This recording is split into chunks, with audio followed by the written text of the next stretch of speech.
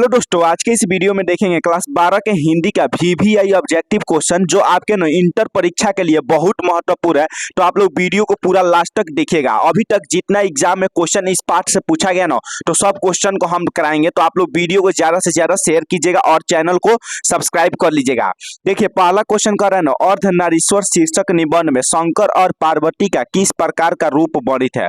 अर्धनारीश्वर जो शीर्षक निबंध है ना, इसमें शंकर और पार्वती का किस प्रकार का रूप वर्णित किया गया है। तो काल्पनिक रूप वर्णित किया गया। तो इसका आंसर क्या होगा? सी होगा। कल्पित मतलब क्या होता है? काल्पनिक रूप को वर्णित किया गया है। अगला क्वेश्चन कर रहा है ना, रामधारी सिंह दिनकर किस विश्वविद्यालय में उप कुलपति के पद पर रहे हैं। रामधारी सिंह दिनकर किस विश्वविद्यालय में ना उप कुलपति के पद पर रहे हैं। तो इसका सही आंसर होगा ना भागलपुर विश्वविद्यालय में। भागलपुर विश्वविद्यालय में ना रामधारी सिंह दिनकर उप कुलपति के पद पर रह चुके हैं। अगला क्वेश्चन कर रहे हैं ना, अगला क्वेश्चन देखिएगा, नारी और नर एक ही द्रव्य की ढली दो प्रतिमाएं हैं, किस रचनाकार की पकड़ी है। नारी और नर, नारी मतलब होता है स्त्री, नर मतलब होता है पुरुष। कह रहे हैं नारी और नर दोनों एक ही द्रव्य की ढली हुई दो प्रतिमाएं हैं, किस रचनाकार की पकड़ी है। तो यह रामधारी सिंह दिनकर की रचनाकार की यह पकड़ी है। अगला क्वेश्चन देखिएगा ना, मतलब जितना आप लोग का क्वेश्चन करा रहे हैं, मतलब सब एग्जाम में क्वेश्चन पूछा गया। तो आप लोग साइड में देख लीजिएगा ना कौन क्वेश्चन कितना ईयर्स में पूछा है। जैसे क्वेश्चन हो गया 2021 में क्वेश्चन पूछा है। देखिए, क्वेश्चन कर रहा है नारी और नर एक ही द्रव्य की ढली दो प्रतिमा है, यह पक्ति किस शीर्षक पाठ की है।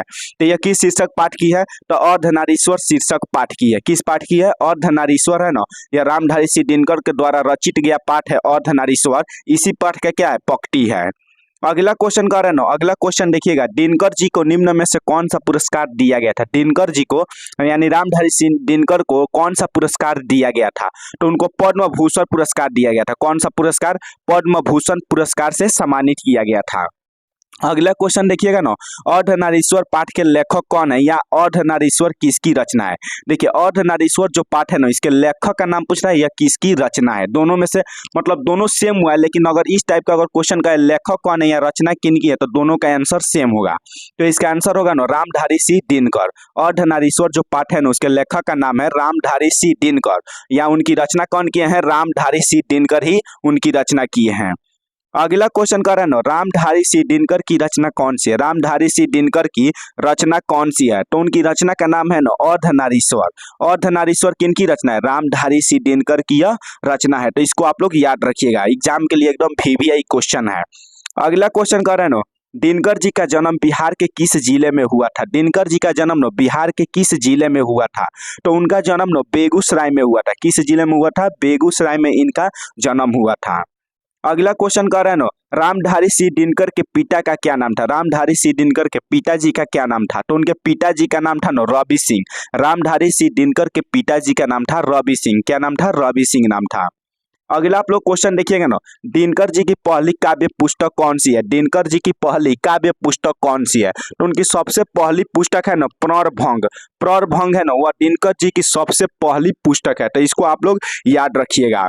अगला क्वेश्चन कर रहे हैं ना, अगला क्वेश्चन कर रहा है, दिनकर जी की पहली कविता किस पत्रिका में प्रकाशित हुई है। दिनकर जी की पहली जो कविता है ना, वह किस पत्रिका में प्रकाशित हुआ था। तो इनकी जो पहली कविता थी ना, वह छात्र सहोदर में प्रकाशित हुआ था। किसमें? छात्र सहोदर में प्रकाशित हुआ था। अगला क्वेश्चन कर रहे हैं ना, दिनकर जी की पहली कविता कब प्रकाशित हुआ। दिनकर जी की जो पहली कविता थी वह कब प्रकाशित हुआ था। तो यह 1925 में प्रकाशित हुआ था। कब हुआ था? 1925 में क्या हुआ था? दिनकर जी की पहली कविता प्रकाशित हुआ था। अगला आप लोग क्वेश्चन देखिएगा ना, अगला क्वेश्चन कर रहा है, अगला क्वेश्चन देखिए, निम्न में रामधारी सिंह दिनकर की रचना कौन है। निम्न में कौन सी रचना रामधारी सिंह दिनकर की है। तो उर्वशी। उर्वशी क्या है? रामधारी सिंह दिनकर की रचना है।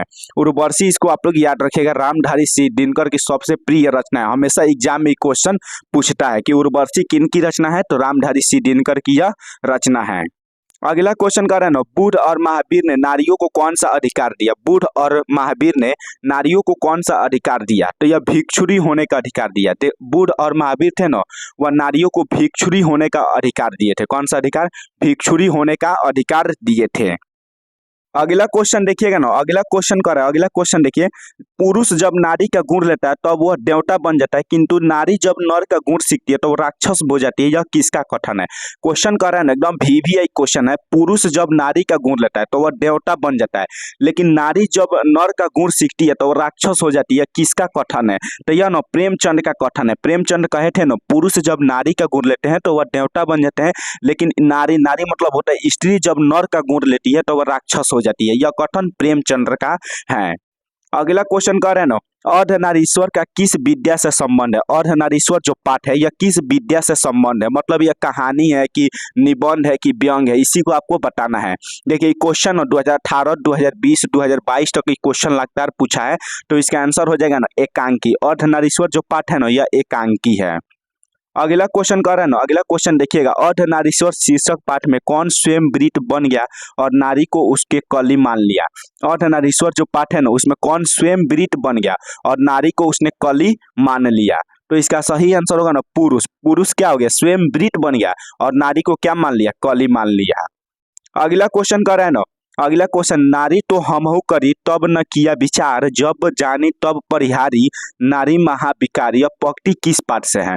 देखिए यह पंक्ति को आप लोग ध्यान से समझिएगा। नारी तो हमहु करी तब न किया विचार, जब जानी तब परिहारी, नारी महाविकार।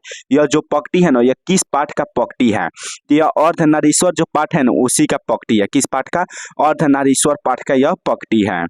अगला क्वेश्चन कर रहे हैं ना, निम्नलिखित में कौन सी रचना दिनकर जी की नहीं है? निम्नलिखित में कौन सी रचना है वह दिनकर जी की नहीं है? तो देखिए इसमें ना जूठन जो रचना है ना यह दिनकर जी का नहीं है, बाकी सब रचना दिनकर जी का है। उर्वशी रामधारी सिंह दिनकर लिखे थे, रश्मि रथी भी, कुरुक्षेत्र भी।